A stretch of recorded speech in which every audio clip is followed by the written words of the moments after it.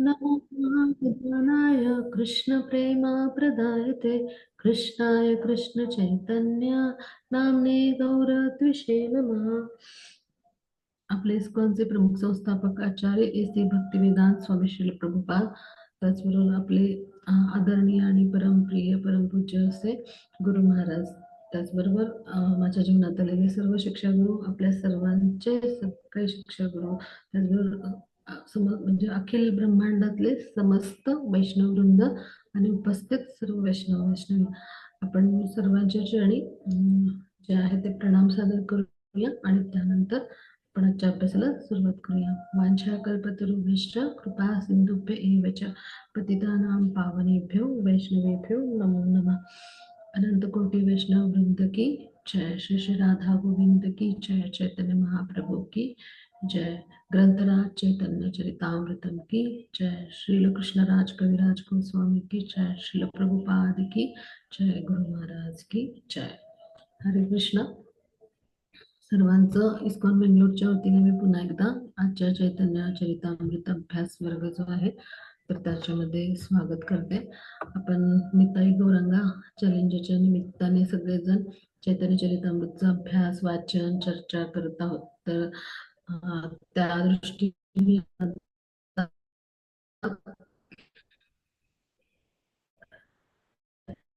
आपण चौथ्या भागात पोहोचलो आहोत आणि संपण्याच्या मार्गावर आहे.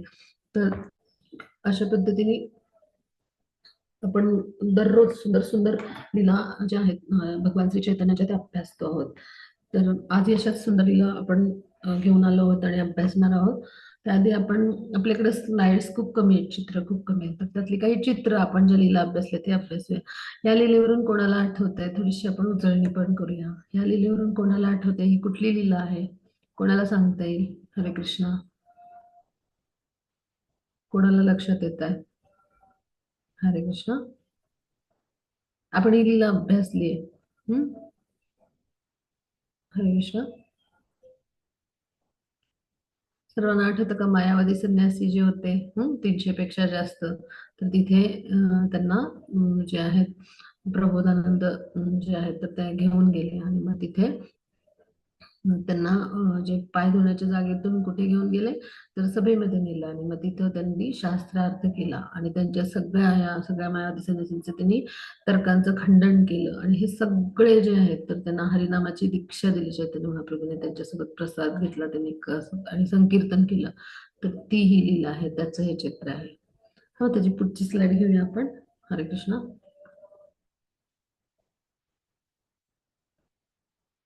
हरे कृष्ण माताजी. त्याची पुढची स्लाइड जरा काढून ठेवा. हरे कृष्ण. कुमुद माताजी.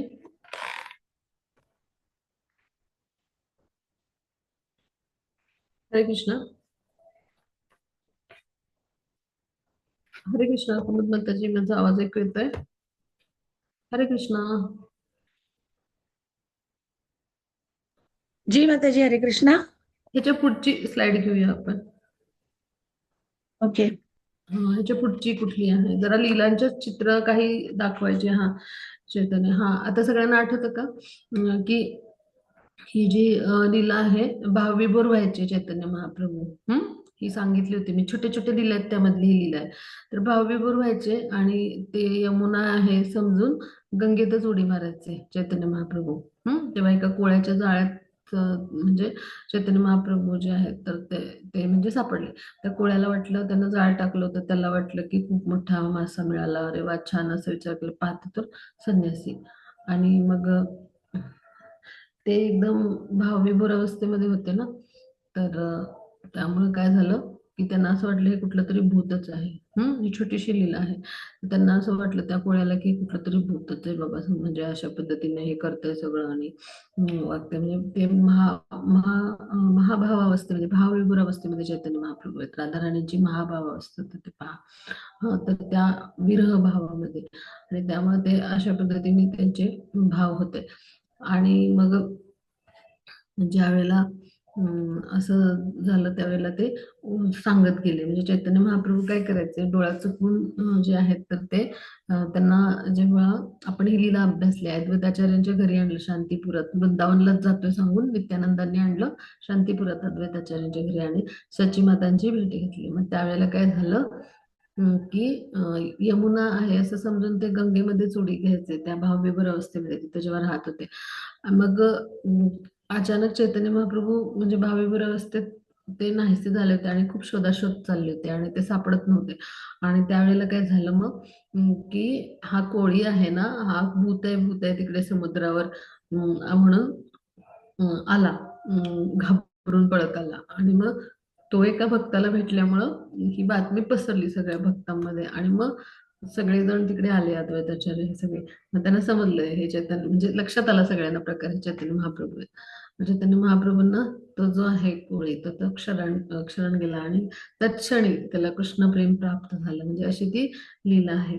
म्हणजे ज्याला त्याला म्हणजे जो कोणी त्यांच्या संपर्कात आला तो त्याच्या स्पर्शाने परमपवित्र पावन झाला. म्हणून त्यांना काय म्हटलं जातं, पतित पावन असं म्हणतं. पतित पावन तव अवतारा असं म्हटलं जातं चैतन्य. आणि त्याचबरोबर प्रत्येकाला त्यांनी कृष्ण प्रेम दिलं. तर तो त्यांच्या शरण गेला अशा पद्धतीने. म्हणजे त्यांना त्यांना त्यांनी स्पर्श केला होता ना, मग त्याच्या डोळ्यामध्ये भावाश्रू आले. आणि त्यानंतर म्हणजे जेव्हा त्याला समजलं की चैतन्य महाप्रभू हे जे आहेत ते स्वयं कृष्ण आहेत हे समजलं, तेव्हा तो त्यांच्या चरण कमलांशी जे आहे तर तो स्वतः म्हणजे स्वतःहून पुढे आला आणि लोळून घ्यायला लागला. मग त्यावेळेला चैतन्य महाप्रभूंनी त्याच्यावर कृपा केली. आणि त्यामुळे त्याला कृष्ण प्रेमाची प्राप्ती झाली. मग असा जो कोळी आहे तर म्हणजे तर त्याच्या संदर्भातली ही लीला आहे खूप सुंदर अशी. तर हे जेव्हा अद्वैताचार्यांच्या घरी असतात मुक्कामी तर त्यावेळेची ही लीला आहे. म्हणजे त्यांना त्यामुळं खूप लक्ष ठेवायला लागायचं. त्यांच्यावर निजी सहाय्यक का देतात नित्यानंद प्रभू जे आहेत ते ह्या कारणास्तव, कारण त्यांच्या भावविभोर अवस्था असायच्या आणि त्या लपवाव्या लागायच्या. म्हणजे काल जसं आपण ऐकलं चैतन्य महाप्रभूंच्या बद्दल त्यांनी कसं सांगितलं भक्तांनी, म्हणजे निजी सहाय्यक कृष्णदास होते त्यांनी की किंवा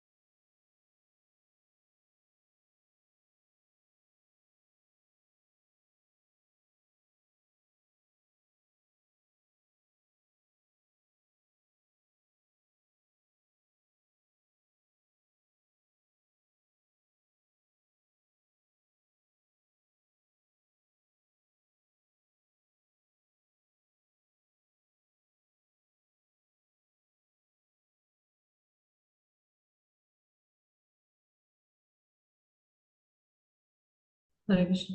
मग आता त्यांना सांगावं लागलं की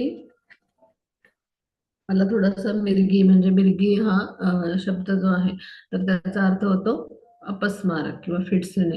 तर असे मला जे आहे ते म्हणजे व्याधी आहे म्हणजे म्हणून मी असा जो आहे तो बेशुद्ध होतो. म्हणजे अशा पद्धतीनं भौतिक कारण सांगून ह्या भाविभर अवस्था आहेत त्या भगवानांच्या लपवाचा भाग म्हणजे भक्त करायचे किंवा स्वतः स्वतः चैतन्य महाप्रभू सुद्धा अशा पद्धतीने म्हणजे राधाराणीच्या भावात आहेत. ते अशा पद्धतीने म्हणजे जे आहे ते स्वतःच्या भावविभूर अवस्थांचं प्रदर्शन नाही करायचे. तर अशा पद्धतीने ही ह्या ज्या लीला आहेत विविध त्या घडतात. म्हणजे पहा, सामान्य जनांना म्हणजे पात्र अपात्र कुठलीही अट न ठेवता भगवान जे आहेत ते कृष्ण प्रेमाचं वितरण करायला आलेले आहेत आणि त्यांच्या प्रत्येक कृतीतून भले ती भावाविभोर स्थिती हो त्यातून पण त्यांनी काय केलंय, त्यांना जो कोळी भेटला तर त्याला देखील त्यांनी कृष्ण प्रेम प्रदान केले. म्हणजे ज्या प्रत्येक कृती त्यांनी केल्या त्या प्रत्येक कृतीचं जे परिणाम आहे किंवा जी फलश्रुती आहे ती काय झाली किंवा त्याचं फल काय असायचं किंवा त्याचं फलित काय असायचं, तर आलेल्या प्रत्येक व्यक्तीला म्हणजे जो कोणी त्यांच्या संपर्कात आला त्याला त्यांनी कृष्ण प्रेम जे आहे तर ते प्रदान केलं. मग असे चैतन्य महाप्रभू जे आहेत, तर त्यांच्या चरणी आपण सादर प्रणाम करूया आणि त्यांचं आपल्यावर अशीच कृपा होऊ दे अशी आपण त्यांच्या चरणी प्रार्थना करूया. म्हणजे चैतन्य महाप्रभूंचं चरित्र म्हणजे कसं आहे, अमृताचं सागर आहे. आणि त्यांच्या एका त्याचा एक थेंब जरी मिळाला ना आपल्याला, तरी आपलं सगळं जग आहे ते दिव्यानंदानं त्या भरून जाईल, कृष्ण प्रेमाने भरून जाईल. आणि चैतन्य महाप्रभूंच्या लीला आणि त्यांची रीत जी आहे लीला करण्याची, ती इतकी अलौकिक आहे की या लीलांचं श्रवण करून ही जर एखाद्याला श्रद्धा नाही निर्माण झाली, तर मग त्याला अभागीच म्हणायला लागेल. म्हणजे आपण श्रद्धेनं श्रवण केलं पाहिजे. इतके सुंदर आणि त्या लीला सत्य अशा लीला आहेत. आणि अशा चैतन्य महाप्रभूंचे जे वर्णन आहे ना, तर ते सहस्त्रवदन असे अनंत भगवान जे आहेत, अनंत शेष, त्यांच्या म्हणजे ते देखील त्यांची स्तुती करून त्यांची जी सहस्त्रवदन म्हणजे वदन आहेत, तर ती देखील थांबत नाहीत. म्हणजे इतकी स्तुती म्हणजे आणि इतकं त्यांचं चरित्र आहे, ते कुठेही म्हणजे आदी अंत असं जे आहे, तर ते त्याला नाहीये. म्हणजे त्यांच्या चरित्राला कधी अंतच नाहीये, अशा पद्धतीचे चैतन्य महाप्रभू आहेत पहा. मग आता त्यांची आपण लीला अभ्यासणार आहोत. चैतन्य महाप्रभू जे आहेत, ते शेवटी मग आता प्रवास करत करत जे आहेत, तर ते प्रयागला पोहोचले. कारण कसं की ते जिथे होते, तो देश जो होता म्हणजे काय, तर मथुरा, वृंदावन हे सगळं तिथं मुसलमानाच्या अधिकारात होतं. आणि मग त्या ठिकाणी कुठलाही उत्पात होऊ शकतो. जसं काल आपण अभ्यासलं की 10 पठाण आले आणि मग त्यांनी त्यांना मारायचं ठरवलं 4 भक्तांना. मग त्यामुळं जे आहे हे सगळे जे भक्त आहेत त्यांनी ठरवलं की आपल्याला स्थानिक भाषा बोलता येत नाही, जरी आपण विद्वान असलो तरी. म्हणजे आपले सहाय्यक बलभद्र भट्टाचार्य आहेत, पण तरी देखील स्थानिक भाषा बोलता येत नसल्यामुळं म्हणजे मोठा प्रसंग उद्भवू शकतो, कुठला तरी उत्पात होऊ शकतो इथे. त्यामुळं आता चैतन्य महाप्रभूंना जो भेटला तो वैष्णव जरी झाला, तरी पण कसं आहे की नगरे आणि खेडी हे एकामागून मग एक वैष्णव होत गेली. पण तरी देखील धोका आहेच. आणि म्हणून तरी चैतन्य महाप्रभूंनी दक्षिण भारताचा प्रवास करत असताना संपूर्ण दक्षिण देश कृष्ण प्रेमात बुडवला. संपूर्ण पश्चिम भारत सुद्धा त्यांनी भगवत प्रेमात बुडवला. म्हणजे चैतन्य महाप्रभूंनी वृंदावनातून मग काय केलं की प्रयागला जायचं ठरवलं. म्हणून म्हणून म्हणजे त्यांना सांगितलं की इकडे आपण थांबायला नको आणि आपण आता प्रयागला जाऊया. मग प्रयाग जे आहे, तर तिकडे जात असताना कुरुक्षेत्राला भेट दिली चैतन्य महाप्रभूंनी. आणि कुरुक्षेत्रामध्ये भद्रकालीचं मंदिर आहे आणि त्या मंदिराजवळच एक मंदिर आहे आणि आता तिथे चैतन्य महाप्रभूंचा विग्रह विराजमान आहे पहा. म्हणजे तिथं जिथे त्यांनी भेट दिली होती तिथे त्यांचा विग्रह आहे. मग आता असा प्रवास करीत करीत महाप्रभू शेवटी प्रयागला पोहोचले. मग आता मकर संक्रांतीचा पर्वकाल होता. तिथं त्यांनी 10 दिवसांपर्यंत त्रिवेणी संगमावर स्नान केलं. म्हणजे तिथं गंगा, यमुना आणि सरस्वती या 3 नद्यांचा संगमांचा बोध होतो. म्हणजे आत्ताच्या काळात सरस्वती नदी ही अदृश्य आहे तिथे, ठीक आहे. आणि काही जण तिथं गोदावरी आहे असं म्हणतात, पण खरं तर म्हणजे सरस्वती अदृश्य असल्यामुळे कदाचित जे पाणी आहे ते गोदावरी नदीसारखं दिसतं. त्यामुळे गंगा, यमुना ह्या नद्यांचा संगम तिथं पाहायला मिळतो. मग आता आपण हा भाग समजून घेऊ की चैतन्य महाप्रभू जे आहेत त्यांचं वृंदावनला जे जाणं आणि तिथं लीला करणं, तर हे इतकं अलौकिक आहे की म्हणजे आपल्यासारख्या शूद्र जीवाला ह्या सगळ्या लीलांचं जे म्हणजे सखोल सखोलता आहे किंवा त्याचं जो भाव आहे त्याच्या मागचा, चैतन्य महाप्रभूंचा एक राधाराणी म्हणून, तर तो आपल्याला नाही समजू शकणार. पण आपण प्रयत्न करूया. म्हणजे चैतन्य चरितामृतचे लेखक जे आहेत, कृष्णराज कविराज गोस्वामी म्हणतात की माझ्यासारख्या सामान्य अशा म्हणजे क्षुद्र जीवाला काय ते जमणार प्रभूंच्या लीलांचं वर्णन करायला. मी तर एक सामान्यपणे दिग्दर्शन केलंय की लीला मांडल्यात फक्त तुमच्या समोर, आणि म्हणून तुम्ही श्रद्धेने श्रवण करा असं ते सांगतात.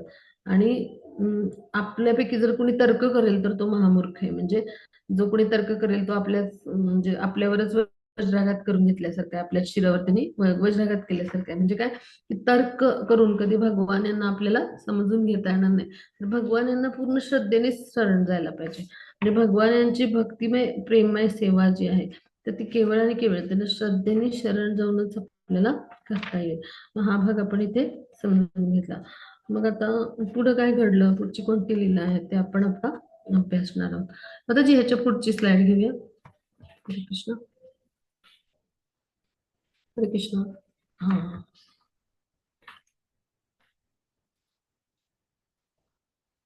हा. तर आता श्रील रूप गोस्वामी जे आहेत तर त्यांच्या बाबतीतची लीला आपण अभ्यासणार आहोत. आता हे जे चित्र दिसतं चैतन्य महाप्रभूंना वृंदावनला जायची तळमळ आणि वृंदावनचं श्याम सुंदरचं दर्शन, म्हणजे जर अशा पद्धतीची ही लीला आहे. म्हणजे वृंदावनच्या श्याम सुंदरच्या विरहामध्ये चैतन्य महाप्रभू असायचे, म्हणजे राधाभावमध्ये असायचे आणि अशी ती लीला आहे. तर ती आपण पुढे अभ्यासूच. म्हणजे की भगवान जे आहेत तर ते भावविभोर व्हायचे आणि श्याम सुंदर जे आहेत तर त्यांच्या विरहामध्ये भावविभोर अवस्थेमध्ये असायचे आणि सतत त्या विरह भावामध्ये ते क्रंदन करायचे, कधी जमिनीवरती बेशुद्ध अवस्थेत पडायचे, म्हणजे अशा पद्धतीने भावविभोर अवस्थेत ते असायचे. तर त्यावेळेच्या काही लीलांचं हे वर्णन आहे. मग आता आपण श्रील रूप गोस्वामी जे आहेत तर त्यांना कोणता उपदेश जो आहे तर तो चैतन्य महाप्रभूंनी दिला, तर ते आपण अभ्यासणार आहोत. आता ह्याचे विषयाचं वर्णन जे आहे ना त्याचं सार भक्तिविनोद ठाकूरांच्या अमृत प्रवाह भाष्यामध्ये आहे. आता रूप आणि सनातन हे दोन बंधू होते. रामकेली नावाचं गाव होतं, तिथे त्यांची चैतन्य महाप्रभूंची भेट झाली आणि मग त्यांनी काय केलं, ते शासकीय सेवेमध्ये होते, त्यातून त्यांनी हळूहळू अंग काढायला कारण शोधायचा प्रारंभ सुरू केला. म्हणजे काय की त्यांना भक्तीमध्ये यायचं होतं. मग त्यासाठी त्यांनी काय केलं की हळूहळू सरकारी सेवेतून बाहेर यायचा प्रयत्न केला.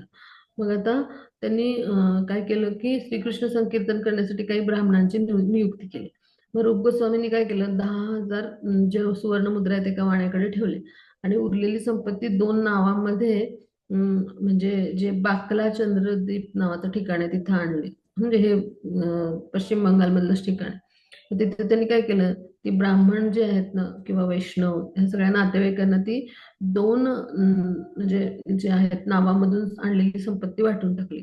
मग काही भाग आपत्कालीन परिस्थितीसाठी आणि स्वतःच्या आवश्यकतांसाठी राखून ठेवला.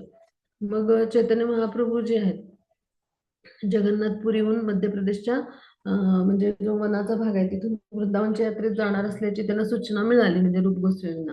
मग काय केलं त्यांनी, प्रभूंच्या वृंदावन यात्रेची बातमी समजल्यावर त्यांनी दोन व्यक्तींना जगन्नाथपुरीला पाठवलं आणि मग रूप गोस्वामींनी काय केलं, निवृत्ती घेतली आणि सनातन गोस्वामींनी काय केलं, मग ते पण राजाच्या दरबारी होते. मग आता आपण आजारी आहोत आणि त्यामुळं सेवेत उपस्थित होण्याला असमर्थ आहोत असं त्यांनी नवाबाला ते कळवलं. मुस्लिम नवाब होता त्याच्या दरबारी ते होते. मग आता हे कारण सनातन गोस्वामींनी सांगितलं आणि घरातच राहून ते विद्वान जे ब्राह्मण होते आजूबाजू त्यांच्यासोबत भागवताचं अध्ययन म्हणजे अभ्यास असं करायला लागले. मग एक दिवशी तो नवाब हुसेन आहे ना त्याला हे समजलं आणि तो त्यांच्या म्हणजे घरी त्याने काय केलं की खरी परिस्थिती जी आहे म्हणजे जी वस्तुस्थिती आहे जाणून घेण्यासाठी त्यांनी राजवैद्य जो होता त्याला सनातन गोस्वामींकडे पाठवलं की ते आजारी आहेत आणि म्हणजे काय ते तुम्ही समजून घेऊन या, खरंच आजार झालाय की काय चाललंय त्यांचं असं नाटक, तर हे सगळं तुम्ही समजून घेऊन मला येऊन सांगा. मग सनातन गोस्वामी जे आहेत सरकारी काम पाहायला काय येत नाहीत हे जाणण्यासाठी तो स्वतःच आला. मग सनातन गोस्वामींना सेवानिवृत्त व्हायची इच्छा आहे हे समजल्यावर नवाबांनी काय केलं, त्यांना ह्यांच्यासारखा उत्तम अधिकारी हवा होता म्हणून त्यांनी त्या सनातन गोस्वामींना बंदी बनवून टाकलं आणि तुरुंगात टाकलं. आणि मग नवाब जो आहे तो त्याचं काय झालं, तोपर्यंत उडिशा राज्यावर त्याला आक्रमण करायचं होतं. बऱ्याच दिवसापासून त्याचा मानस होता आणि मग त्यासाठी तो निघून गेला तिकडे. सैन्य घेऊन तो उडिशा राज्यावर आक्रमण करायला निघून गेला. मग चैतन्य महाप्रभूंनी झारखंडच्या अरण्यातून वृंदावनकडे प्रस्थान केलं होतं आणि तोपर्यंत रूप गोस्वामींनी घर सोडलं होतं. आणि त्यांनी काय केलेलं, आपला अनुपम मल्लिक नावाचा छोटा भाऊ होता तर त्याला घेऊन चैतन्य महाप्रभूंच्या भेटीला गेले. मग रूप गोस्वामी प्रयागला पोहोचले. मग तिथे त्यांची आणि चैतन्य महाप्रभूंची भेट झाली. मग तिथे ते 10 दिवस एकत्र राहिले आणि त्यावेळेला या काळात वल्लभ भट्टांना पण प्रभूंनी आपल्या घरी भोजनासाठी निमंत्रण केलं आणि मग वल्लभ भट्टांची आणि रूप गोस्वामींशी ओळख करून दिली आणि मग अशा पद्धतीने तिथे त्यांना उपदेश केला त्यांनी. मग त्यानंतर तो जो उपदेश आहे तर तो जो केला तर म्हणजे त्यांनी तर त्यानुसार त्यांनी ग्रंथांची रचना केली. फारुख गोस्वामींनी त्यांना 10 दिवस जो उपदेश केलाय तर त्या उपदेशाच्या माध्यमातून म्हणजे त्यांनी त्या 10 दिवसाच्या वास्तव्याच्या काळात जो उपदेश केला त्या माध्यमातून त्यांनी भक्तिरसामृत सिंधूची मूळ तत्व सांगितली आणि रूप गोस्वामींना वृंदावनला पाठवून दिला आणि ते वाराणसीला आले महाप्रभू जे आहेत ते. आणि तिथे चंद्रशेखर आचार्य नावाचे त्यांचे उत्तम भक्त होते, त्यांच्या घरी वास्तव्य केलं.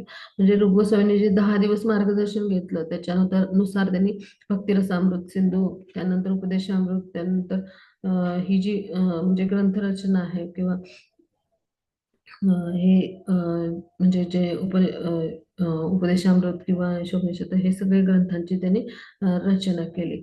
मग त्यानंतर जे रघुपती उपाध्याय नावाचे विद्वान होते त्यांनी प्रभूंकडे येऊन सुद्धा चर्चा केली होती कृष्ण भावनेवर. आणि तत्पश्चात त्यांनी काय केलं, रूप गोस्वामी आणि सनातन गोस्वामी यांना वृंदावनमध्ये राहण्यासाठी मार्गदर्शन केलं आणि त्याचं वर्णन कृष्णराज कविराज गोस्वामी करतात ग्रंथामध्ये, बऱ्याच ठिकाणी ते वर्णन येतं. तर आता खरं तर हे कसं आहे, तर कृष्णराज कविराज गोस्वामी जे आहेत ते जे आहेत आणि रघुनाथ दासा तर ह्यांचा काळ एकच आहे. तर हे सदैव जे आहेत ते चैतन्य महाप्रभूंच्या बरोबर असतात. आणि स्वरूप दामोदर नावाचे जे निजी सहाय्यक होते त्यांच्या स्वाधीन रघुनाथ दासांना जे चैतन्य महाप्रभू आहेत त्यांनी केलं होतं. रघुनाथ दास म्हणजे 6 गोस्वामींपैकी एक गोस्वामी आहेत. तर मग आता हे जे रघुनाथ दास आहेत तर त्यांचं जे चैतन्य महाप्रभू जे आहेत तर त्यांनी आपला अवतार समाप्ती जेव्हा केली त्यावेळेला ते अत्यंत दुःखी कष्टी झाले आणि आता त्यांच्याविषयी शिवाय काही मला जगणं जमणार नाही आणि कसं मी जगू, मला काही शक्य होणार नाही त्यांच्याशिवाय जीवन कंठणं चैतन्य महाप्रभूंच्या शिवाय. आणि म्हणून त्यांनी काय केलं की ठरवलं की आता जाऊया वृंदावनला आणि गोवर्धनच्या कडेवरून उडी मारून टाकून आपलं जीवन संपवून टाकूया असं त्यांना वाटायचं. मग ते गेले वृंदावनला. मग तिथे त्यांची भेट झाली सनातन गोस्वामी रूप गोस्वामी यांच्याशी.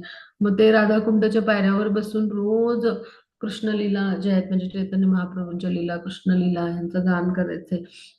आणि म्हणजे त्यांना खूप आठवण यायची चैतन्य महाप्रभूंची अशा पद्धतीने. आणि त्यामुळं आता आपलं जीवन संपवूया असं त्यांनी ठरवलं होतं. मग त्यांनी हा विचार जेव्हा बोलून दाखवला तेव्हा सनातन रूप गोस्वामींनी सांगितलं की तुम्ही त्यापेक्षा काय करा की इथे राधाकुंडच्या पायऱ्यावरती बसून म्हणजे इथे या आणि मुनिकाठी बसून कृष्ण लीला कृष्ण कथा करा, चैतन्य लीला कथा सांगा लोकांना. वैष्णवांना अशा पद्धतीनं श्रवण करा तुम्ही.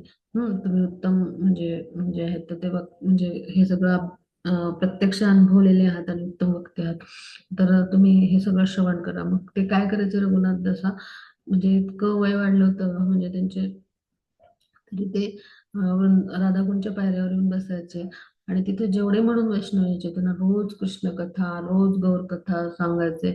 आणि ते तिथे येऊन जे आहे तर ते त्या विरभावामध्ये सदैव असायचे चैतन्य महाप्रभूंच्या बाबतीच्या.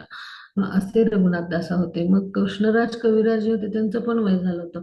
म्हणजे हात थरथर कापत होते, 90च्या आसपास त्यांचं वय होतं, 94 असं वगैरे. रघुनाथ दासांचं पण असंच वय होतं. मग आता मग त्यांचं काय ठरलं की आपण काय करूया म्हणजे की कृष्ण कथा म्हणजे गौर कथा आहे तर ती जी श्रवण करतो आहोत लोकांना, मग भक्त मंडळींकडून म्हणजे ही संकल्पना आली. आणि मग आपण काय करूया की म्हणजे रघुनाथदासा म्हणाले की मी सांगेन जे काही मी अनुभवले चैतन्य महाप्रभूंच्या सोबत संगतानुसार घडलेल्या लीला त्यांच्या आणि तुम्ही लिखाण करा. मग आता त्यांनी काय केलं रोज बसून रघुनाथ दासा जे आहेत त्या सगळ्या लीला ज्या आहेत त्या चर्चा करायचे. आणि त्यावेळेला कृष्णराज कविराज यांचे हात खरं तर थरथरत असायचे तरी सुद्धा त्यांनी लिखाण केलं. अशा पद्धतीनं चैतन्य चरितामृत ग्रंथाची निर्मिती झाली. म्हणजे स्वरूप दामोदरांची कडच्या, त्यानंतर ह्यांचे रघुनाथदासांचे प्रत्यक्ष कथन, कृष्णराज कविराजांचे अनुभव आहे ते पण त्यांच्यासोबतच असायचे ना. मग असे अनुभव म्हणजे अनुभव कथन आणि स्वरूप दामोदरांच्या कडच्या ह्या सगळ्यातून आणि मुरारी गुप्तांच्या विषयीचे अनुभव हे सगळे जाणत होते. तर ह्या सगळ्यातून म्हणजे जे आहेत तर हे सगळे अनुभव आणि हे सगळे कडच्यांचा संदर्भ घेऊन चैतन्य चरितामृतचं लिखाण जे आहे ते कृष्णराज कविराज गोस्वामी राधाकुंडाच्या तटावर बसून केले. तर असे सुंदर म्हणजे लीला कथांचं वर्णन जे आहे ते करत करत म्हणजे रोज भक्तांसमोर लीला ज्या आहेत त्या चर्चा करत वृंदावनच्या तटावर बसून, राधाकुंडाच्या शेजारी बसून जे आहे, तर ते कृष्णराज कविराज गोस्वामी आणि जे रघुनाथ दास आहे, तर यांच्यात चर्चा चालायची आणि त्यानंतर त्यांचं लिखाण व्हायचं पहा.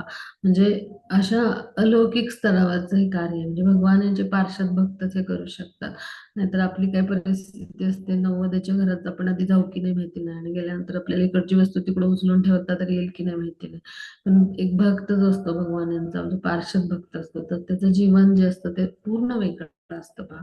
तर अशा म्हणजे जे भगवान श्री चैतन्य आहेत, तर त्यांचा आपण म्हणजे जेव्हा जेव्हा कृष्णराज कविराज गोस्वामी वर्णन करतात तेव्हा त्यांचा जय जयकार करतात. नित्यानंद प्रभूंचा जय जयकार असो, अद्वैताचार्यांचा जय जयकार असो, अशा गौरांग भक्तांचा जय जयकार असो, अशा पद्धतीने ते प्रार्थना करतात पहा. मग असे जे कृष्णराज कविराज गोस्वामी आहेत, तर ते पुढे कथा कशी सांगतात आपल्याला. तर त्या दोघा बंधूंनी काय केलं, आता रूप जे सनातन गोस्वामी आहेत त्यांनी आपल्याला भौतिक कार्यांचा या सगळ्या कसा त्याग करता येईल त्या राजाच्या नोकरीतून, असं प्रयास करायला सुरुवात केली, जसं मी सांगितले. मग आता हे सगळं त्यांचे प्रयत्न सुरू होते. रूप गोस्वामीने काय केलं, घरी आणलेल्या धनापैकी अर्धे धन ब्राह्मणांना वैष्णवांना दिलं, एक चतुर्थांश कुटुंबाच्या भरण पोषणासाठी नातेवाईकांना ठेवलं, आणि मग उरलेला भाग जो आहे तो आपल्या आपत्कालीन परिस्थितीमध्ये, आपल्या आपत्कालीन प्रसंगामध्ये स्वतःच्या वैयक्तिक प्रसंगांसाठी राखून ठेवला. म्हणजे आपल्या धनाची वाटणी कशी करावी, तर ह्याचं आदर्श उदाहरण जे आहे ते रूप गोस्वामीने आपल्या गृहस्थ जीवनातून निवृत्त होताना कशा पद्धतीनं म्हणजे व्यवहाराच्या स्तरावर करावं हे सगळं, याचं एक उदाहरण आपल्या समोर स्थापित केले पहा. म्हणजे धनाचा अर्धा भाग सत्पात्र आणि शुद्ध भगवत भक्तांना दान करण्यात यावा, म्हणजे सत्पात्री दान असं म्हणतात त्याला, म्हणजे सत्वगुणी दान. हम्म म्हणून त्यांनी काय केलं की अर्धधन आहे ते ब्राह्मणांना आणि वैष्णवांना दिलं. मग ते सत्वगुणी सर्वश्रेष्ठ दान मानलं जातं, त्याला म्हणतात सत्पात्र दान. मग आता त्यांनी काय केलं, एक चतुर्थांश भाग आहे तो कुटुंबियांना दिला. म्हणजे आपण देऊ शकतो शास्त्रानुसार.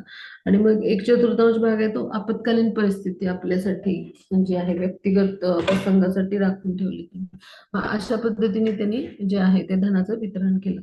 मग हे असंच जे आहे तर ते म्हणजे एक आदर्श गृहस्थाना आपल्या जीवनामध्ये जे आहे त्याच्याकडे धन संचित होतं, तर त्याचं अशा पद्धतीनं विनिमय करणं आवश्यक आहे पहा.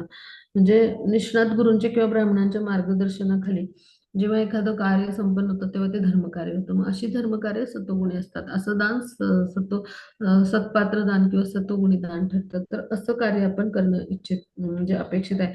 मग विशिष्ट इच्छांच्या पूर्तीसाठी काय होतं की असे धर्मकार्य काही लोक संपन्न करतात.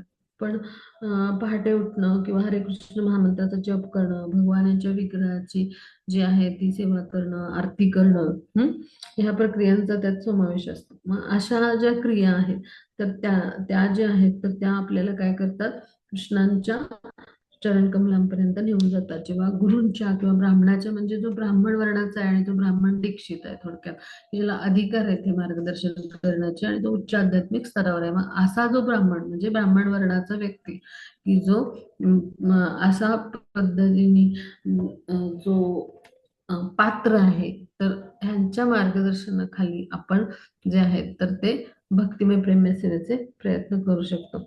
मग आता आपल्या धनाचा चौथा भाग जो आहे तो आपल्याला आपत्ती आल्यावर आपल्या स्वतःच्या संरक्षणासाठी एक सन्माननीय ब्राह्मणाजवळ त्यांनी काय केलं, सुरक्षित ठेवला. म्हणजे त्या काळात ब्राह्मण वर्णाचे जे व्यक्ती होते तर ते म्हणजे ते ब्राह्मण वर्णानुसार त्यांचं आचरण असायचं, आणि त्यानुसार त्यांच्याविषयी म्हणजे ब्राह्मण हा कोण आहे, तर 4 वर्णांमधला प्रमुख आहे, आणि तो संपूर्ण या 4 वर्णांच्या म्हणजे जो व्यवस्था आहे तर त्याचा गुरु मानला जातो.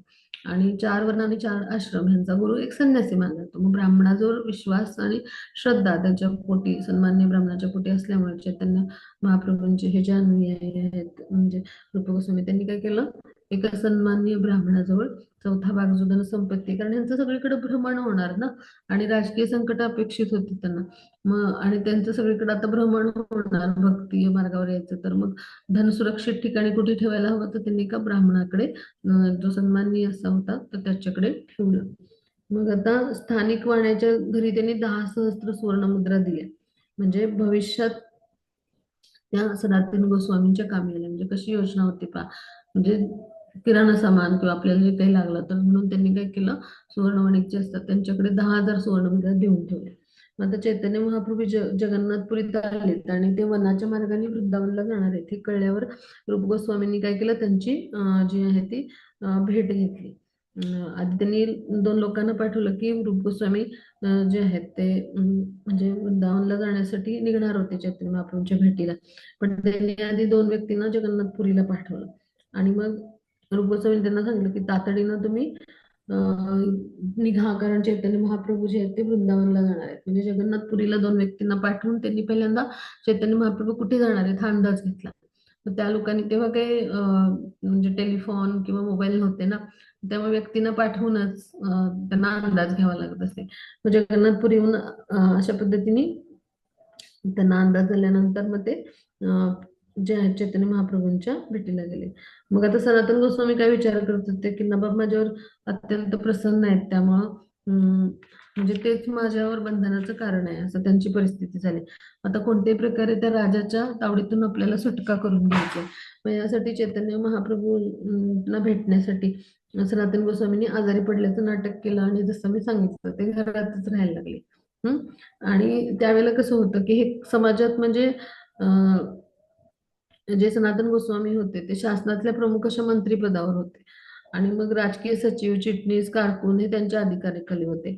आणि हे सगळे लोक जे होते ते कायस्थ ब्राह्मण होते. पण हे मुसलमान राजांच्या पदरी म्हणजे जे आहे हे कामाला गेल्यामुळं त्यांना समाजाने म्हणजे ब्राह्मण समाजाने अशा कायस्थ ब्राह्मणांना की जे मुसलमानांच्या दरबारी होते त्यांना वाईट टाकलं होतं. पथभ्रष्ट झाले तसं म्हणून त्यांना ते म्हणजे अशा पद्धतीनं आपल्यापासून वेगळं हे ठेवायचे. म्हणजे त्यांच्या वरती म्हणजे या सगळ्या ब्राह्मणांनी थोडक्यात बहिष्कार टाकल्यासारखी अशी परिस्थिती होती.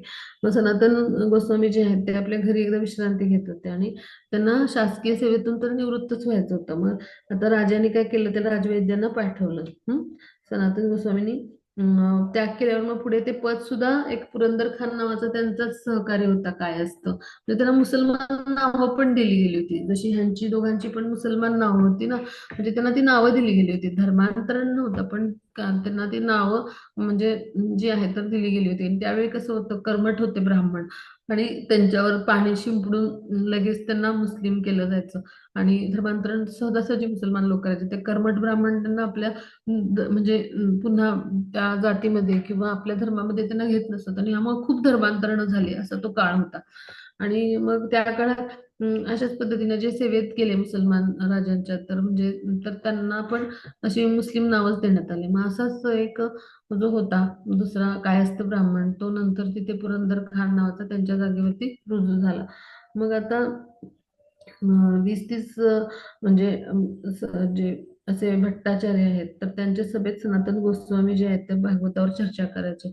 भट्टाचार्य म्हणजे असे जे आचार्य आहेत सगळे, म्हणजे ही भट्ट ही पदवी पण आहे बरं का. तर असे जे ब्राह्मण जे असे आहेत ते भट्ट म्हणजे उच्च स्तरावरचे आणि ते आचार्य म्हणजे व्यासंग असलेला वेद पुराण आणि भागवत ह्याच्यावरचा असते. तर असे भट्टाचार्य अशा लोकांना घेऊन म्हणजे अशा ब्राह्मणांना घेऊन ते चर्चा करायचे. मग हे सगळं जे आहे तर ते जाऊन पाहिलं. म्हणजे राजा जो आहे तर त्यांनी आपल्या राजवैद्यांना पाठवलं होतं सनातन गोस्वामींच्या घरी.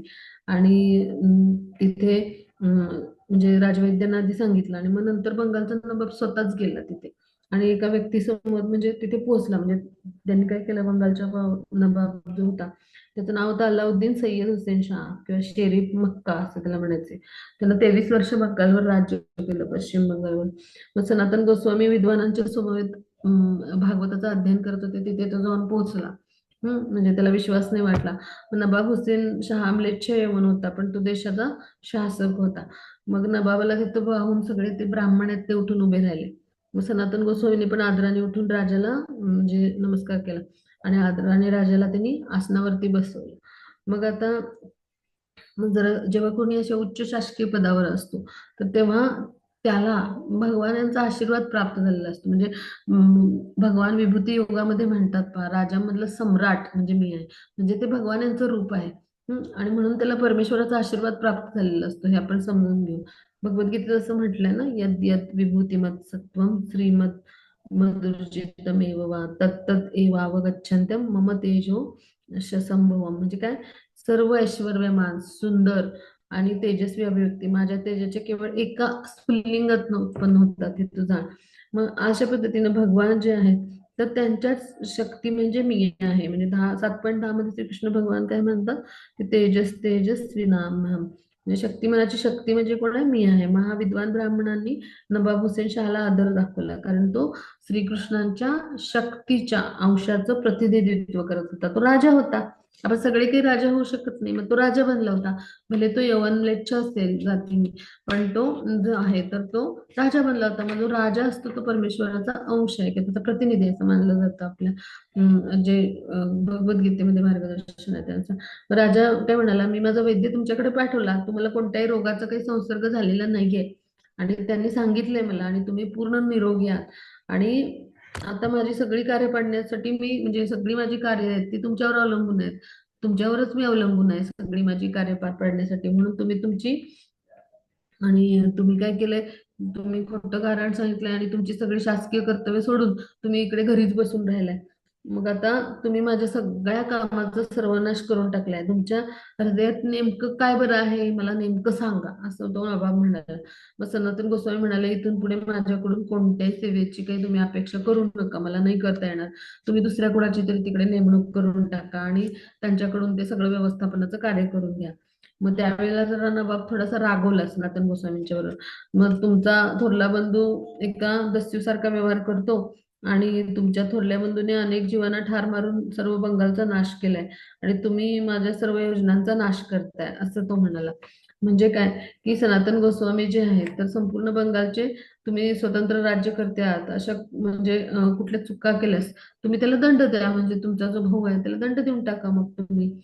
असं म्हणाले सनातन गोस्वामी. मग हे ऐकून बंगालचा गोस्वामी म्हणजे बंगालचा जो नवाब आहे तो तो उठून उभा राहिला आणि असं म्हणजे तो एकदम एकदम तडकपणे आपल्या घरी निघून गेला. आणि सनातनांना आता पलायन करता येता कामा नये. म्हणजे रूप गोस्वामी जो आहे त्यांच्याविषयी त्यांनी हे वर्णन केलं होतं, तुमचा बंधू असा वागतो तसं वागतो. मग ते म्हणले तुम्ही शासन करा काय असेल ते, तुम्ही कुठली दयामाया दाखवू नका. मग सनातन म्हणजे राजाला असं सांगणं त्यांना भाग आहे. मग सनातनांना पण पलायन करायला येऊ नये, म्हणजे हे पण आता ह्यांची पण लक्षणं अशीच आहेत की हे निघून जाणार, म्हणून त्यांनी काय केलं, त्यांना बंदी करून टाकलं. आणि मग नवाब सनातन गोस्वामींना खरं तर आपला धाकटा भाऊ सारखं मानायचंय नवाब. मग सनातन गोस्वामींनी जेव्हा सेवानिवृत्तीचा आपला दृढ निश्चय प्रकट केला तेव्हा नवाब जे आहेत तर ते अगदी म्हणजे कौटुंबिक असा स्नेहभाव होता त्यांच्यामध्ये. आणि ते म्हणाले की मी तुमचा थोरला बंधू आहे पण मी राजव्यवस्था पाहत नाही. सैन्य घेऊन आता मला दुसऱ्या राज्यावर आक्रमण करायला जायचंय आणि म्हणून एखाद्या लुटारूप्रमाणे लढत राहणं हा माझा व्यवसाय आहे.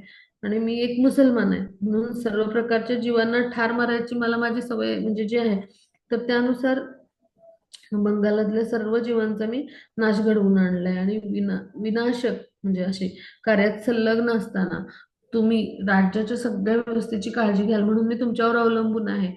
आणि तुमचा ज्येष्ठ बंधू म्हणजे मी हिंसक आहे आणि अशा हिंसक कार्यामध्ये मी संलग्न असतो. मग माझ्या धाकट्या बंधूने म्हणजे तुम्ही राज्याच्या व्यवस्थेची काळजी घेणं आवश्यक आहे. असं त्यांनी सांगितलं.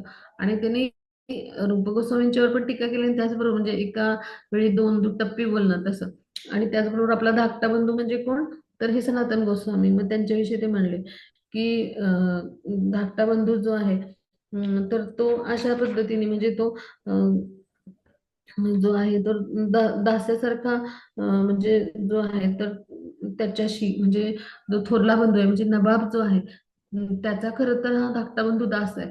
पण तुमचा थोरला बंधू जो आहे तुमच्याशी दास्यासारखा व्यवहार करतो तर आणि विनाशक सगळ्या कार्यामध्ये तो सामील असतो. म्हणजे तो असं राज्य करून ती ताब्यात घेतो सगळी म्हणजे हल्ले करून युद्ध करून असं त्यांना म्हणायचं होतं नवाबाला.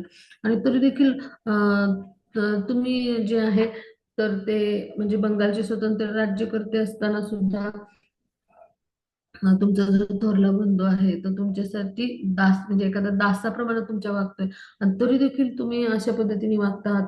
मग अशा कुणी जर चुका करत असेल तर काय करायचं असेल त्यांनी विचारलं तेव्हा त्यांनी सांगितलं सनातन गोस्वामी दंड देऊन टाका, म्हणजे मला दंड देऊन टाका असं सांगितलं. कारण ते त्यांना छोट्या भावासारखं म्हणायचे नवाब जे होते ते, आणि ते स्वतःला थोरला बंधू त्यांचा समजायचे. मग त्यामुळे त्यांनी त्यांची समजूत घातली अगदी प्रेमाने, की थोरल्या बंधूला तुमच्या राज्य जिंकायला, हिंसा करायला, असं सगळं करायला जावं लागेल ना. मग त्यावेळेला तुम्ही काळजी घ्याल अशी मी आशा बाळगतो. पण सनातन गोस्वामी जे आहेत, तर त्यांना ते म्हणाले की राज्याच्या व्यवस्थेची मग तुम्ही काळजी घेणं आवश्यक आहे. सगळं व्यवस्थापन सनातन गोस्वामी करायचे. मग ती जर तुम्ही नाही घेतली तर कसं बरं होईल म्हणजे. मग आता हे जे जवळकीचं बोलणं होतं त्यांच्यामध्ये कौटुंबिक स्नेह पण होता नवाब आणि सनातन गोस्वामींच्या मध्ये. आणि मग सनातन गोस्वामींनी पण त्याच्यावर अत्यंत जिव्हाळ्याने उत्तर दिलं. त्यांनी सांगितलं की प्रिय बंधू, तुम्ही बंगालचे सगळे म्हणजे बंगालचे पूर्ण बंगालचे सगळे अखिल म्हणजे बंगाल जो आहे तर त्याचे शासक आहात तुम्ही. मग आता तुम्हाला योग्य वाटेल त्या मार्गाने तुम्ही वागू शकता. हं? आणि कोणी चूक करत असेल तर त्याला तुम्ही दंडही देऊ शकता. मग कोणी लुटारू सारखे म्हणजे वागण्याने म्हणजे असं नवाबाच्या अंगवळणी पडले तर त्यामुळे त्याने पुढे येऊन कारवाई करावी असं सनातन गोस्वामी सांगत होते त्यांना. म्हणजे तुम्ही माझ्यावर कारवाई करू शकता असं त्यांना सांगायचं होतं. मग त्यामुळे नवाबाने त्यांना सेवेतून निवृत्त करावे असंच त्यांना सांगायचं होतं नवाबांना. मग तसं त्यांनी सांगितलं मिश्किलपणे. हम्म. त्यांचा पण स्नेहभाव होता नवाबाविषयी. मग आता नवाबाने सनातन गोस्वामींच्या बोलण्यातनं ओळखलं की त्यांना काय म्हणायचंय. आणि मग रागारागाने नवाब तिथून निघून गेला. आणि त्यांनी मग सनातन गोस्वामींना अटकच करून टाका सांगितलं, कारण हा पळून गेला तर म्हणजे अगदी छोट्या भावासमान होता तो त्यांना. आणि मग आता हा पळून गेला तर काय करायचं असं त्यांना भीती वाटली. आणि नवाब कसं त्याला राग पण होता प्रेम पण होतं असं दोन्ही होतं सनातन गोस्वामीचं. आणि त्यांनी त्यांना म्हणून जे आहे ते तुरुंगात टाकलं. आणि मग पूर्ण पुरुषोत्तम भगवान आहेत तर म्हणजे जे आहे तर त्यांना दुःख देण्यासाठी आता चाललात काय असं म्हणाले सनातन गोस्वामी. म्हणजे काय, युद्ध करून ते जिंकायला म्हणजे उडिशाला जे आहे तर तिथे जगन्नाथपुरी आणि हे सगळे येतं ना ओडिशा राज्यामध्ये. तर मग तिथे जाऊन तुम्ही भगवान जे आहेत पूर्ण पुरुषोत्तम भगवान जे आहेत तर त्यांना दुःख द्यायला चालला का असं म्हणाले सनातन गोस्वामी. मग तुमच्या संगतीने यायचं आता माझ्यात काही साहस नाही म्हणजे असं पाप करायचं म्हणजे. हे सगळं आध्यात्मिक स्तरावर सनातन गोस्वामी बोलत होते. मग नवाबांनी काय केलं, ह्या सगळ्याला वैतागून सनातन गोस्वामींना अटक करून टाकली. आणि चैतन्य महाप्रभू जगन्नाथपुरीहून वृंदावनकडे त्यावेळेला निघून गेलेले होते. मग हे सगळं त्यांना माहिती होतं म्हणजे त्यांचा वृत्तांत पण ते मिळवत असायचे त्यांची भेट घेण्यासाठी. हे सनातन गोस्वामी जे होते ते असे प्रयत्न करत असायचे, दूत पाठवायचे. मग त्यांनी दूत पाठवलं आणि चैतन्य महाप्रभूंच्या प्रस्थानाची वार्ता रूप गोस्वामींना कळवली. मग दूतांकडून संदेशाला रूप गोस्वामींनी सनातन गोस्वामींना तात्काळ पत्र पाठवलं आणि चैतन्य महाप्रभू वृंदावनला गेल्याचं सांगितलं. मग रूप गोस्वामीने लिहिलं होतं की आम्ही दोघे बंधू चैतन्य महाप्रभूंच्या भेटीसाठी पुढे गेलो आहोत. तुम्ही कोणत्याही प्रकारे तिथून स्वतःची जी आहे तर ती सोडवणूक करून घ्या आणि आमच्या भेटीला या. म्हणजे अनुपम नावाचा जो भाऊ होता त्याला घेऊन रूप गोस्वामी आधीच निघून गेले होते प्रयागला आणि तिथे 10 दिवस त्यांना उपदेश केला. आणि मग तुम्ही तुमची तोपर्यंत बंगालच्या नवाबांना तुम्हाला तुरुंगात ठेवले तिथून सुटका करून घेऊन या आणि इकडे लवकरात लवकर पोहोचा आणि आमच्या भेटीला या असं सांगितलं. मग ते रूप गोस्वामी आणि त्यांचा जो भाऊ होता अनुपम मल्लिक हे दोघेही बंधू तिकडे गेले होते चैतन्य महाप्रभूंना भेटायला. मग आता त्यांनी वाण्या आणि त्यांनी लिहिलं निरोप त्या पत्रामध्ये निरोप ठेवला होता की मी वाण्याजवळ 10,000 सुवर्णमुद्रा ठेवल्या, त्या 10चा उपयोग करून तुम्ही लवकरात लवकर बंदिवासातून स्वतःची सुटका करा. मग आता बंदिवासातून मुक्त व्हा आणि तुम्ही वृंदावनला या असं पत्र लिहून रूप गोस्वामी आणि अनुपम हे जे आहेत हे चैतन्य महाप्रभूंना भेटायला दोघे निघून गेले. मग रूप गोस्वामींचे धाकटे बंधू म्हणजे ते वैष्णव होते खूप थोर असे आणि त्यांचं नाव होतं वल्लभ. आणि म्हणून त्यांना अनुपम मल्लिक हे नाव देण्यात आलं होतं. म्हणजे ते सगळे मुसलमान नाव होती त्यांची. मग आता रूप गोस्वामींनी आपल्या भावाला म्हणजे त्या वल्लभला म्हणजे तो अनुपम मल्लिक त्याला घेऊन प्रयागला ते आले. मग तिथे महाप्रभू आल्याची त्यांची म्हणजे त्यांना वार्ता जी आहे ती समजली होती. मग प्रयागमध्ये चैतन्य महाप्रभू जे आहेत तर त्यांनी बिंदू माधव भगवानांचं दर्शन घेण्यासाठी मंदिराकडे ते जात होते. मग त्यांच्या पाठोपाठ लक्षावधी लोक पाठोपाठ त्यांच्या चालले होते. मग प्रभूंच्या मागोमाग काही लोक जाऊन रुदन करत होते, क्रंदन करत होते, काही जण हसत होते, नाचत होते म्हणजे भावाश्रू येत होते. काही जण कृष्ण कृष्ण असा नामघोष करत होते, काही जण हरे कृष्ण महामंत्राचं संकीर्तन करत होते, काही जण जमिनीवर लोळण घेत होते. मग अशा पद्धतीनं त्यांनी दर्शन घेतलं. मग प्रयाग क्षेत्र जे आहे गंगा यमुना ते संगमावर वसलंय.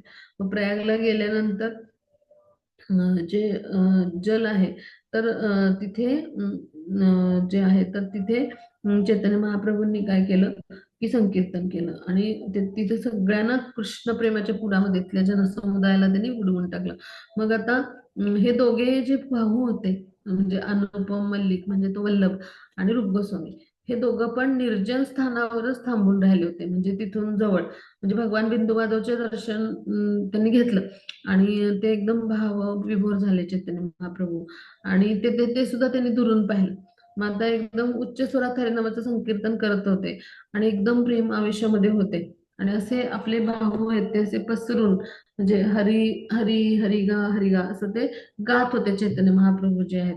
आणि चैतन्य महाप्रभूंचा महिमा जे आहे ते सगळ्यांनी अनुभवला तिथं. हम्म. आणि त्यावेळेला जे आहे चैतन्य महाप्रभूंना एका दाक्षिणात्य ब्राह्मणाशी भेट झाली आणि त्यांनी भोजनाचं निमंत्रण दिलं आणि त्यांनी काय केलं, आपल्या सोबत चैतन्य महाप्रभूंना तो घेऊन गेला आपल्या घरी भोजनासाठी. मग जेव्हा चैतन्य महाप्रभूंना दाक्षिणात्य ब्राह्मणाच्या घरी ते एकांतात बसले होते, तर त्यावेळेला तिथं रूप गोस्वामी आणि वल्लभ म्हणजे अनुपम मल्लिक त्यांना भेटायला आले. म्हणजे त्या दोघा बंधूंनी चैतन्य महाप्रभूंना असं दूरवरूनच पाहिलं आणि मग त्यांनी दातात काय केलं, तृण धरून, म्हणजे तृण म्हणजे दर्भाची काडी.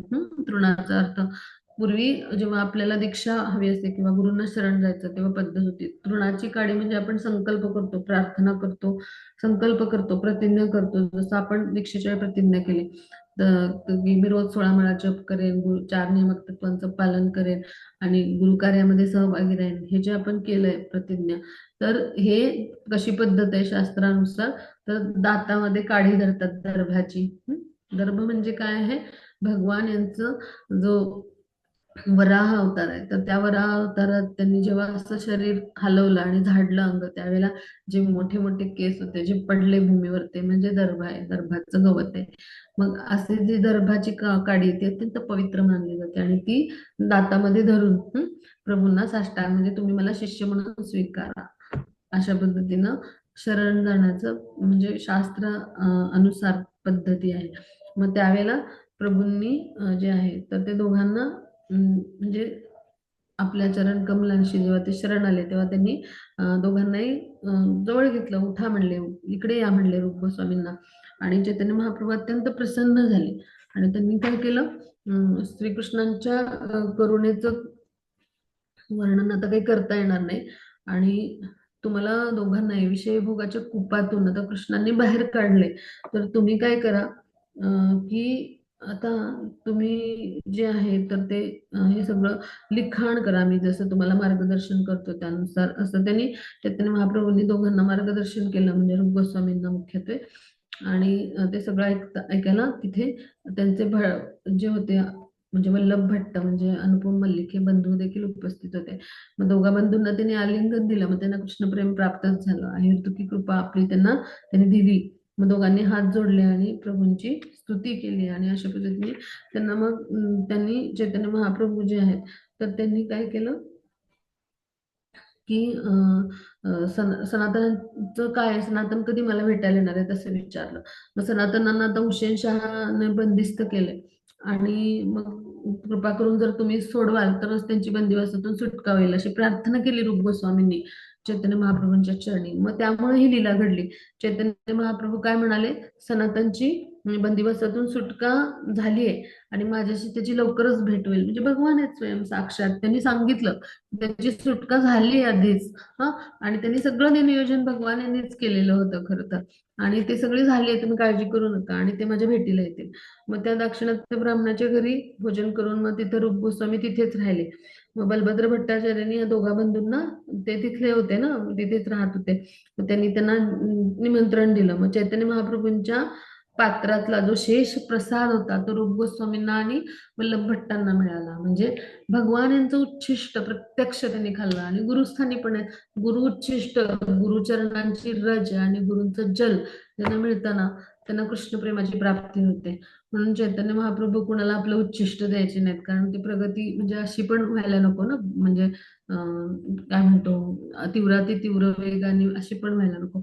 आणि आपल्या जिथं जिथं चरण पाव म्हणजे कमला उठायचे त्यांचे, ते मुजवून टाकायला सांगायचे ते.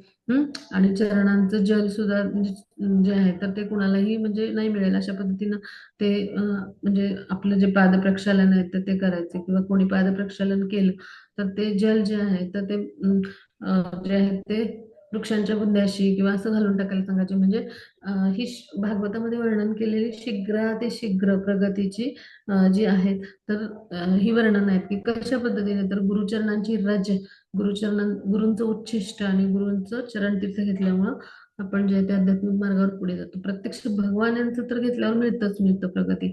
मग प्रत्यक्ष भगवान आणि गुरुही आहेत, जसे चैतन्य महाप्रभू आहेत. मग त्यांचं उच्छिष्ट या दोन बंधूंना खायला मिळालं पहा. मग आता चैतन्य महाप्रभूंचं आगमन झालंय हे समजलं बऱ्याच भक्तांना. मग आता हे वल्लभ भट्ट जे आहे हे एक भक्त होते. तर ते आडाईल गावात राहत होते. मग त्यांनी वल्लभाचार्य संप्रदाय निर्माण केला. हम्म म्हणजे वृंदावनात गोकुळाजवळ भागात मुंबईत मोठा त्याचा प्रभाव आहे, मुंबई गुजरात या ठिकाणी. वल्लभ भट्टाने भागवतावरची सुबोधिनी टीका लिहिली. ही लीला आपण अभ्यासले. श्रीधर स्वामींच्या वरच्या टीकेचा संदर्भ न घेता त्यांच्यापेक्षा मी कशी मोठी ही अभ्यासली भागवत म्हणजे जी भागवत हे ग्रंथाची रचना, असा त्यांना गर्व झाला होता. मग चैतन्य महाप्रभूंनी त्यांचं गर्वहरण केलं. त्यानंतर त्यांनी सुबोधिनी टीका जी आहे ते लिहिले, किंवा अनुभाष्य रूपात वेदांत सूत्रावरील टिप्पणी, असे लहान 16 ग्रंथ त्यांनी लिहिले. अशा अनेक लीला आहेत त्यांच्या. मग आता हे जे आहे, ही जी लीला आहे वल्लभाचार्य यांच्या बाबतीत, तर ही जेव्हा घडली त्यानंतर जे चैतन्य महाप्रभू आहेत तर त्यांनी त्यांना काय सांगितलं की तुम्ही आता भारतभर 18 वर्ष प्रवास करा आणि म्हणजे शास्त्र चर्चा करा. आणि वयाच्या 30व्या वर्षी मग त्यांचा विवाह झाला एका ब्राह्मण कन्येशी. आणि मग आता त्यांनी काय केलं, त्यानंतर गोवर्धन शेजारी विग्रहाची स्थापना केली. आणि तिथे मग ते म्हणजे जे आहे तर ते म्हणजे वाडाईल गावामध्ये आले शेवटी. मग ते गाव जे आहे ते यमुनेच्या पलीकडच्या तीरावर आणि प्रयाग पासून 1 मैलाच्या अंतरावर आहे. मग वल्लभाचार्यांना गोपीनाथ आणि विठ्ठलेश्वर असे 2 पुत्र होते. मग त्यांनी काय केलं, आपला आता वृद्धापकाळ आहे म्हणल्यावर संन्यास घेतला वल्लभाचार्यांनी. आणि मग त्यांनी वाराणसी येथे त्यांचा म्हणजे तिरोभाव झाला. मग त्यांनी षोडश ग्रंथ, वेदांत सूत्र, म्हणजे त्याच्यावर अनुभाष्य, भागवतावर सुबोधिनी टीका असे ग्रंथ लिहिले. म्हणजे असं कार्य वल्लभाचार्यांनी केलं. मग त्यांनी असे जे वल्लभ भट्ट होते त्यांनी चैतन्य महाप्रभूंना दंडवत केला. मग त्यांना देखील चैतन्य महाप्रभूंनी आलिंगन दिलं आणि त्यांना देखील कृष्णप्रेम प्राप्त झालं. म्हणजे अशा पद्धतीनं कृष्ण कथा करत असताना महाप्रभू जे आहेत तर त्यांचा प्रेमभाव सर्वांविषयी उफाळून यायचा आणि सगळ्यांना ते आलिंगन द्यायचे. आणि ज्यांना ज्यांना आलिंगन द्यायचे त्यांना चैतन्य महाप्रभूंचं प्रेम जे आहे म्हणजे कृष्ण प्रेम प्राप्त व्हायचं. म्हणजे केवढं मोठं भाग्य आहे बा. म्हणजे इथे आपण असं समजून घेऊया भाव की कुठलेही अट न ठेवता, पात्र अपात्र भेद न करता चैतन्य महाप्रभू जे आहेत तर ते प्रेमाचं वितरण करण्यासाठी, म्हणजे चैतन्य महाप्रभू म्हणजे भगवान स्वयंच आहेत, ते आलेले आहेत.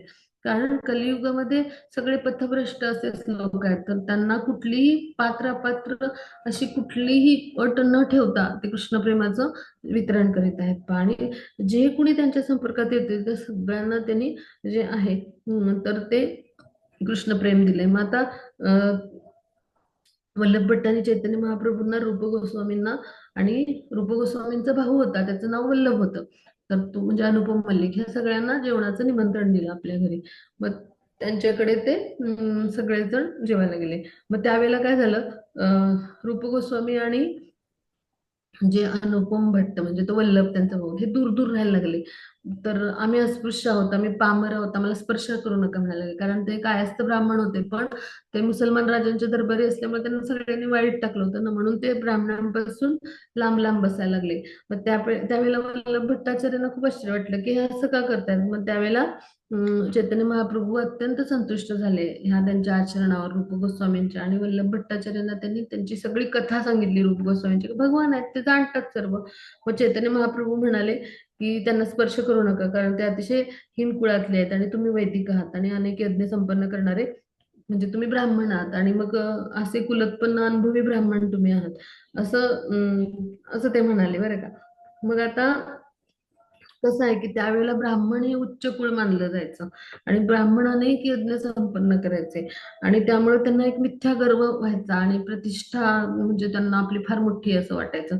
आणि मग दक्षिण भारतात म्हणजे फार अशा पद्धतीचं ब्राह्मण लोकांना गर्व, अशा पद्धतीचं वातावरण होतं त्यावेळेला. म्हणजे 500 वर्षापूर्वी अशी परिस्थिती होती त्यावेळेला. मग चैतन्य महाप्रभूंनी काय केलं, हरे कृष्ण महामंत्राचं संकीर्तनाचं प्रारंभ केला. आणि मग हे जे ब्राह्मण पद्धती होत्या ह्या विरुद्ध त्यांनी एक आंदोलनच चालू केलं. आणि संकीर्तनामुळं, महामंत्राच्या संकीर्तनामुळे सगळ्यांचा उद्धार होऊन जातो. आणि मग जात, पंथ, वर्ण, सामाजिक स्थिती याचा विचार त्यात नाही. पात्र काही त्यांनी अट नाही ठेवले. ज्याला कुणाला भगवत भक्ती मिळाली तो दिव्य स्तरावर आला. आणि असा कुणीही भक्त होऊ शकतो भगवान यांचा. मग चैतन्य महाप्रभू असं का म्हणत होते, तर हरे कृष्ण महामंत्राचं जो कोणी कीर्तन करतो तो तत्क्षणी शुद्ध होत असतो. मग हे ते जाणतात. मग आता असं म्हणून ते भट्टाचार्यांना टोमणे मारत होते चैतन्य महाप्रभू.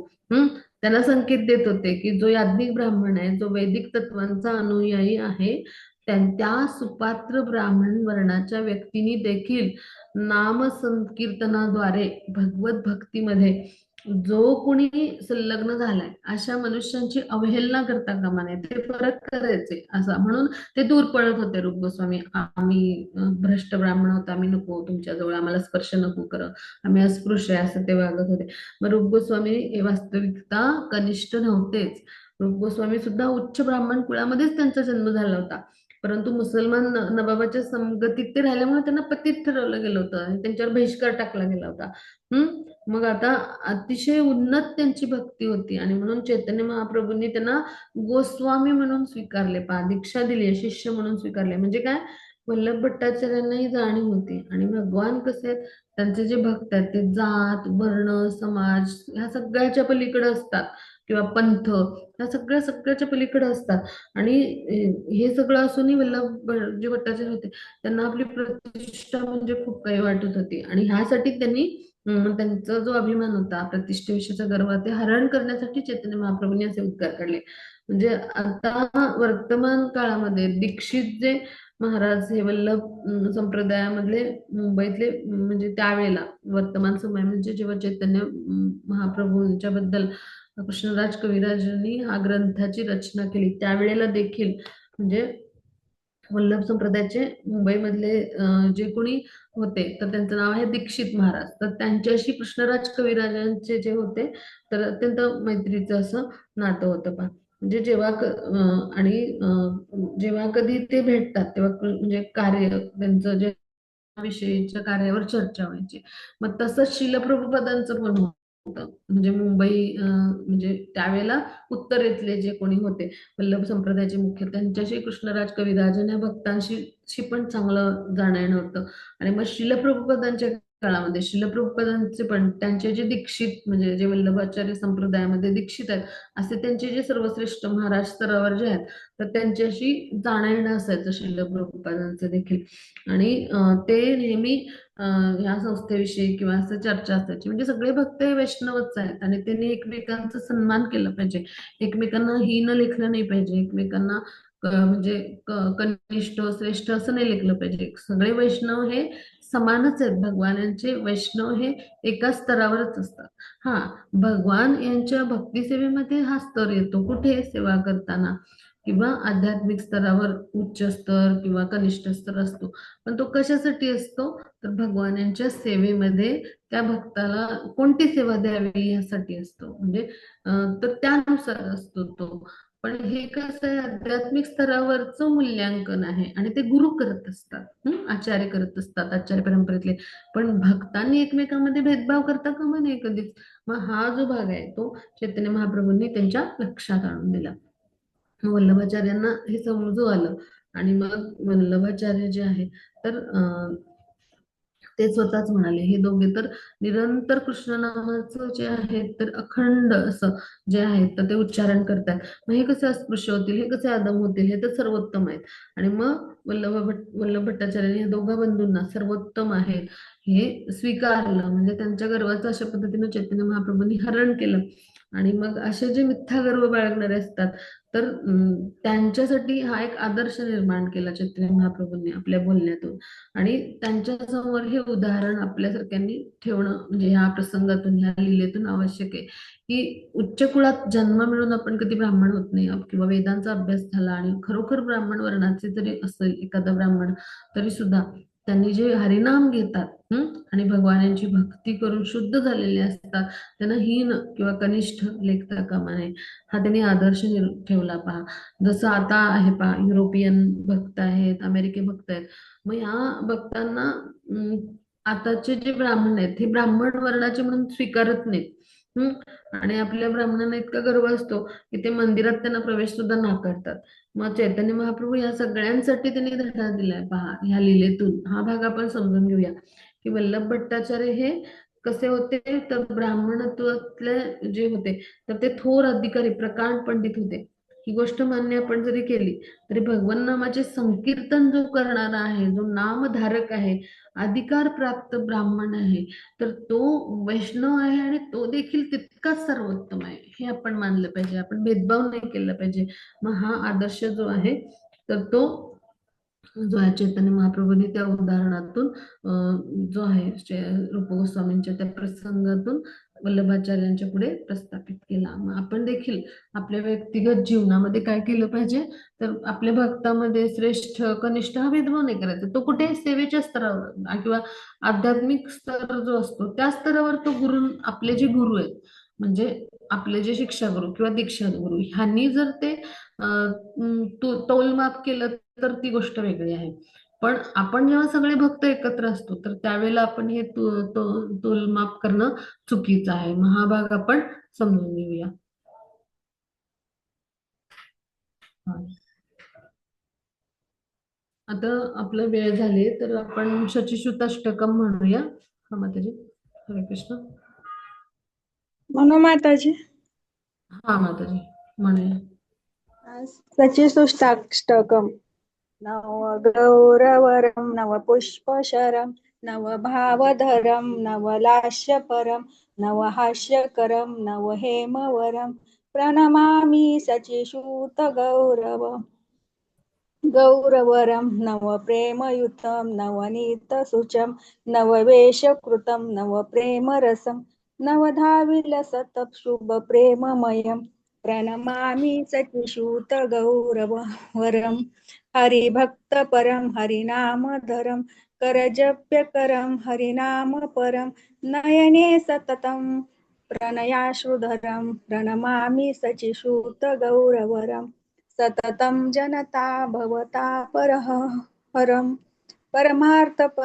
परायण लोकगतिं नवहेलकरं जगतापहरं प्रणमामि शचिसूतगौरवरं निजभक्तकरं प्रियचारुतरं नटनर्तननागरराजकुलं कुलकामिनी मानसलास्यकरं प्रणमामि शचिसूतगौरवरं करतालवलं कंठरवं वाद्यसुविनिकया मधुरं निजभक्तगुणावृत्तनाट्यकरं प्रणमामि सचिसूतगौरवरं युगधर्मयुतं पुनर्नन्दसुतं धरणीसुतं भवभावचितं तनुधान्यनिचितं निजवासयुतं प्रणमामि सचिसूतगौरवरम् अरुणं नयनं चरणं वसनं वदने सलखितं स्वनामधरं कुरुते सुरसं जगता जीवनं प्रणमामि सचिसूतगौरवरम् इति सर्वभौमभट्टाचार्य विरचितं सचिसूष्टाष्टकं संपूर्णं. हरे कृष्ण. हरे कृष्णा. माताजी खूप छान गायलात, खूप खूप सुंदर. हरी बोल. फक्त त्याचा उच्चार शची शूत अष्टकम असा करा. म्हणजे थोडस त्रुटी राहते तर तिथे फक्त बोलताना